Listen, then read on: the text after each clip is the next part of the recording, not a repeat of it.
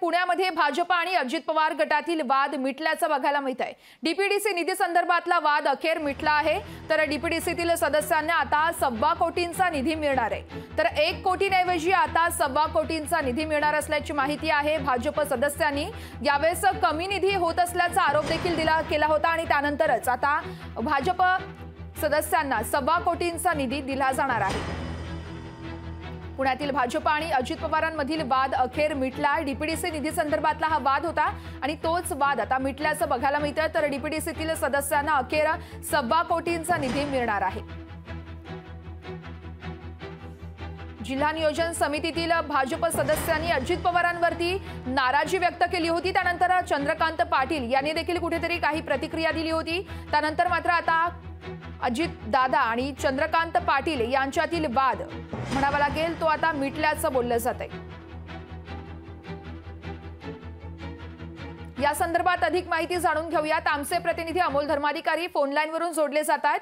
अमोल, नेमके काय अपडेट आहेत? आपण बघतोय अनेकदा पालकमंत्री पदावरून म्हणावं किंवा मग अनेक विषयांवरून चंद्रकांत पाटील आणि अजित पवार यांच्यामध्ये वाद होत असल्याचं बोललं जात होतं। कुठेतरी अनेक संभ्रमावस्था देखील निर्माण झाली होती। मात्र आता कुठेतरी भाजप आणि अजितदादा यांच्यातील वाद मिटल्याचं बोललं जात आहे। अधिकचे अपडेट काय आहेत?